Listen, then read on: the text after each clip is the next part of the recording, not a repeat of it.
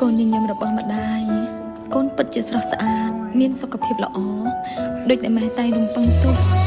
ម៉ែសង្ឃឹមថាថ្ងៃមុខកូនម៉ែនឹងក្លាយជាមនុស្សល្អជាពលរដ្ឋល្អជាសសរទ្រូងនៃសង្គមណាកូនណា